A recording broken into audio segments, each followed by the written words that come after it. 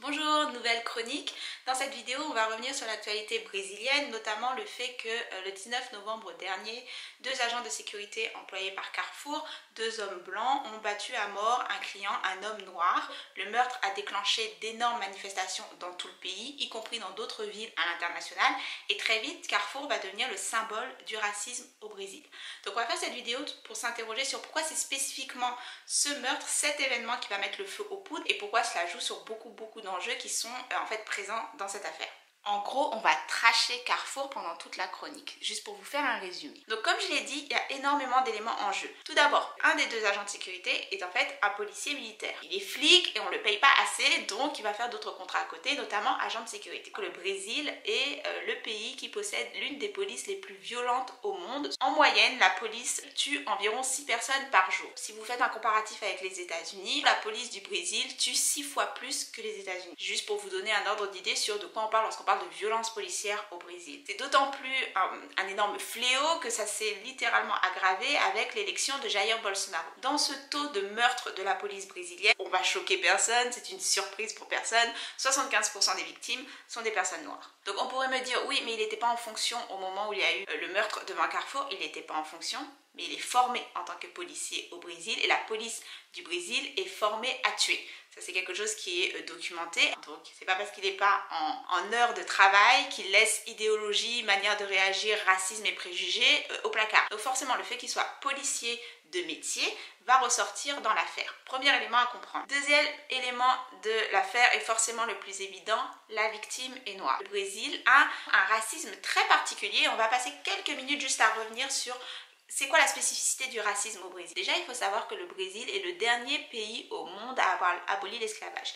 Ils l'ont aboli en 1888. Mais c'est aussi le pays des Amériques qui a reçu le plus d'individus qui vont être réduits en esclavage. Au Brésil, on compte à peu près plus de 4 millions de personnes. En comparaison, les Caraïbes, c'est à peu près 2,3 millions. D'accord? Gardez ça en tête. Pourquoi c'est important? Parce que du coup, actuellement, le Brésil est après le Nigeria, le deuxième pays ayant la plus grosse population d'afro-descendants au monde. Au moment de l'abolition, on se retrouve avec une population extrêmement diverse, en comptant les populations autochtones, les populations noires, les populations du coup après afro-descendantes, les populations blanches, les populations qui vont se dire métisses, et puis il va y avoir les vagues d'immigration. Et donc, tout ce melting pot de population va faire en sorte que le Brésil va littéralement fonder, s'auto-proclamer la démocratie raciale. Le mythe de la démocratie raciale va être renforcé du fait que contrairement aux États-Unis avec la mise en place de Jim Crow ou l'Afrique du Sud avec l'apartheid, le Brésil ne va pas avoir une réglementation pratique de la ségrégation. Bien sûr, dès que vous commencez à gratter un petit peu la surface, vous vous rendez compte que ce mythe vole très facilement en éclats. Dans la pratique, dans les faits, il y a énormément d'obstacles, de discrimination et de barrières qui sont mis en place pour s'assurer que la population blanche reste donc la population dominante au Brésil et la population noire reste en bas de l'échelle sociale. Donc quand on parle de pratique, par exemple, il n'y a aucune représentation des populations noires aux différents niveaux de pouvoir, difficulté d'accès au marché du travail, on les interdit d'acheter du terrain, d'acheter des propriétés, d'énormes obstacles pour avoir accès à l'éducation.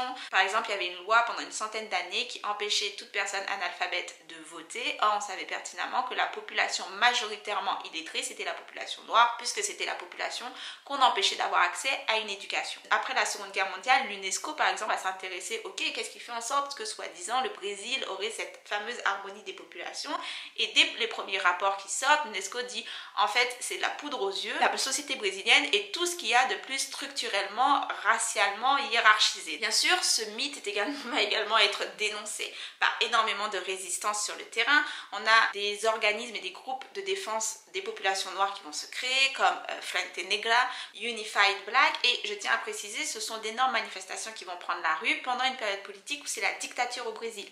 Alors, aujourd'hui, c'est très facile d'utiliser un vocabulaire, de parler de population blanche, population noire et donc projeter cette auto-représentation au Brésil. Alors il faut savoir que pendant une longue période, c'était pas la manière de se représenter là-bas et ça continue à avoir une certaine limitation dans le sens où, parce qu'il y avait toute cette idée de diversité des populations et parce qu'on est dans un contexte national bien précis, il va beaucoup plus avoir une représentation de soi par la classe qu'il ne va y avoir par la race. Donc il va y avoir toute une manière de se représenter par rapport à son placement dans la société qui est très différent de ce qu'on pourrait retrouver aux États-Unis, en France ou en Afrique du Sud, d'accord? Donc il faut aussi comprendre qu'il y a une spécificité par rapport à l'histoire du Brésil qui est en pleine métamorphose également actuellement.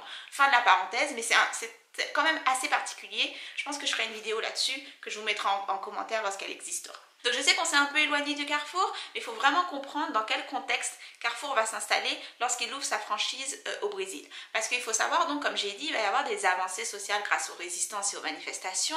Ça commence pendant la dictature, va continuer à avoir énormément d'avancées, notamment sur les démocraties. Les avancées les plus importantes vont avoir lieu sous Lula. Donc des avancées politiques et sociales importantes que l'on reconnaît comme telles, qui vont absolument pas régler les inégalités énormes qui existent entre les populations les plus basses, c'est-à-dire les populations racisées, les populations noires, les populations autochtones et la population blanche. On part vraiment de très très loin. Actuellement, on s'entend, arrive donc le Jair Bolsonaro. Allez voir ma vidéo sur lui, mais si vous voulez juste avoir un petit avant-goût de sa personnalité, il est appelé le Trump brésilien. Bien sûr, Bolsonaro, lui, il le dit très souvent, il est colorblind, il ne voit pas les couleurs, et en fait, ce sont les manifestants antiracistes qui ont apporté le racisme au Brésil. À mon avis, Bolsonaro et Macron, ils doivent s'entendre particulièrement bien sur cet enjeu. Donc, être noir au Brésil, c'est déjà pas facile. Être noir au Brésil, actuellement, ça l'est encore moins. Un autre élément qui va être important dans l'affaire, c'est que le meurtre de cet homme noir, le 19 novembre, a lieu la veille du jour de la conscience noire au Brésil.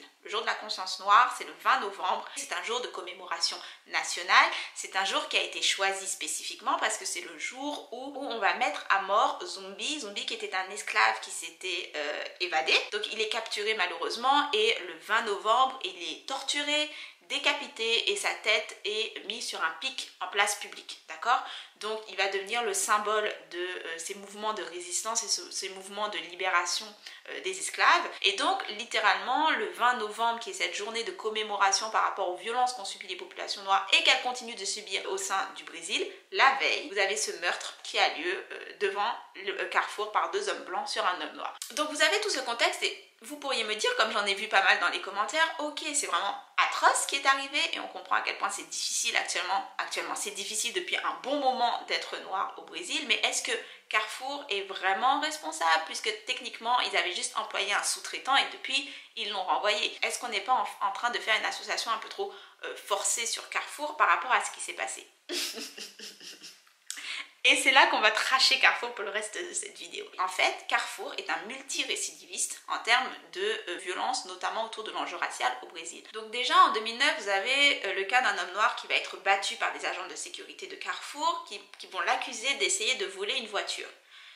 C'était sa propre voiture. Ça, c'est l'un des premiers cas qui va être documenté. On a les multiples plaintes des employés au sein de Carrefour, notamment des employés qui vont rapporter être traités de singes par leurs collègues ou par leurs responsables, voire des graffitis du type réservé aux blancs. On va avoir le cas en 2018 d'une femme noire qui vit en situation d'itinérance. Alors on dit itinérance au Québec, sans domicile fixe en France, qui va être accusée d'avoir essayé de voler de la nourriture dans les carrefours, qui va être emmenée dans une pièce, battue, et violée. Plus dernièrement, je crois que c'était en 2019, on a un des sous-traitants au sein de Carrefour qui va littéralement tomber raide mort en fait pendant un de ses shifts. Et donc son corps est littéralement dans le magasin et pour éviter d'avoir à fermer le magasin, ils vont couvrir son corps de parapluies verts pour s'assurer que les clients puissent continuer à faire leurs achats tranquillement.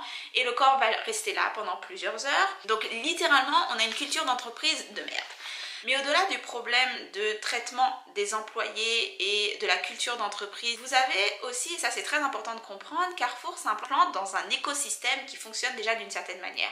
En tant qu'entreprise, vous ne pouvez pas ouvrir une filiale dans un pays avec de tels enjeux de traitement de ces populations noires et avoir le type de réussite financière qu'a actuellement Carrefour au Brésil en devenant un champion de justice sociale. D'accord, on s'entend. On le sait et c'est documenté, les chaînes de production mondiales qui sont installées au Brésil renforcent ces discriminations entre les populations. Il faut savoir que, ne serait-ce que juste pour prendre le secteur alimentaire, donc au Brésil, vous avez 3 chaînes qui sont particulièrement importantes dans le domaine. Vous avez donc Carrefour, vous avez Big Walmart et vous avez Pão de Açúcar. Désolée pour mon accent. Si vous regardez les fruits qui sont vendus au sein de ces magasins, il faut savoir que la production de ces fruits est considérée et documentée comme un des secteurs alimentaires les plus dégradants et les plus coûteux en termes de vie humaine. C'est-à-dire que dégradant énormément de pollution de l'environnement, utilisation de pesticides, quasiment payer un salaire de misère. Et donc 20% de la population la plus pauvre au Brésil travaille dans le secteur de production de ces fruits. Qui est derrière la production de ces fruits? Carrefour. Pourquoi? Parce que plus vous coupez sur les dépenses pour produire, plus vous avez une marge financière lorsque vous vendez, d'accord? Lorsque Carrefour s'installe au Brésil, ils vont utiliser le fait que certaines populations ne bénéficient d'aucune protection salariale, d'aucune protection au niveau de l'environnement et l'utiliser pour se faire plus de profit. Et ça fonctionne. Pourquoi? Parce que Carrefour s'est littéralement vanté cette année d'avoir eu la plus grosse progression financière depuis 20 ans, donc 8% en France et 26% au Brésil. C'est-à-dire que le Carrefour au Brésil, c'est le secteur qui leur rapporte le plus. C'est le secteur qui leur rapporte le plus parce que c'est le secteur où ils ont à payer le moins pour produire. Donc forcément, ils bénéficient en fait des inégalités sociales et raciales. Et ça, c'est un peu l'hypocrisie que tout le monde connaît par rapport aux grosses entreprises qui sont présentes en Europe ou aux États-Unis, qui, dans leur pays où se situe leur chef-lieu, vont respecter les réglementations sur place. Donc par exemple, Nestlé, c'est une entreprise suisse. En Suisse, Nestlé va respecter la réglementation. Le travail d'enfants, c'est interdit. Après, une fois que Nestlé est en Côte d'Ivoire, là, on profite du travail des enfants pour produire le cacao parce qu'en Côte d'Ivoire, il n'y a pas les mêmes réglementations et la même protection de l'enfance qu'il y a en Suisse. Mais bien sûr, ça ne va pas déranger le gouvernement suisse. Tant qu'ils sont en Suisse et qu'ils respectent la réglementation, ce qu'ils font à l'étranger, ce n'est pas notre problème. Mais c'est exactement ce qui se passe avec Carrefour. Carrefour, par exemple, va respecter les interdictions de pesticides qu'il y a spécifiquement en France métropolitaine. Mais mon cher, arrivé au Brésil ou arrivé dans les colonies françaises, là, la réglementation, on peut la mettre un petit peu de côté parce qu'on est ici pour faire un peu plus de profit, un peu plus de marge. Donc vous comprenez mieux pourquoi lorsqu'il y a ce meurtre des 2 agents de sécurité sur un homme noir la veille du jour de la conscience noire au Brésil, ça va être Carrefour qui va être associé et qui va devenir le symbole du racisme brésilien parce que la population n'est pas dupe et sait pertinemment à quoi joue Carrefour. Donc c'est pas Vector, l'entreprise d'agents de sécurité qui va être ciblée, c'est Carrefour. Et c'est d'autant plus important parce que Carrefour, c'est une entreprise française. Donc encore une fois, on joue dans ce rapport nord-sud où le nord profite et renforce des inégalités atroces dans le sud pour pouvoir se faire du profit. Et parce que je ne pouvais pas passer à côté d'un tel lien, qui c'est qui opère la filiale Carrefour en Guadeloupe et en Martinique? Le groupe AYO. Le groupe AYO, c'est qui? Ce sont les descendants des esclavagistes de nos territoires qui ont reçu énormément d'argent lorsqu'ils ont perdu leurs esclaves. Le groupe AYO, c'est aussi le groupe responsable pour l'empoisonnement au chlordécone de nos territoires. Donc Carrefour, est-ce que c'est un problème pour eux que ce soit ce groupe descendant d'esclavagistes responsable de l'empoisonnement des territoires qui soit responsable du coup des filiales Carrefour dans les Caraïbes? Non!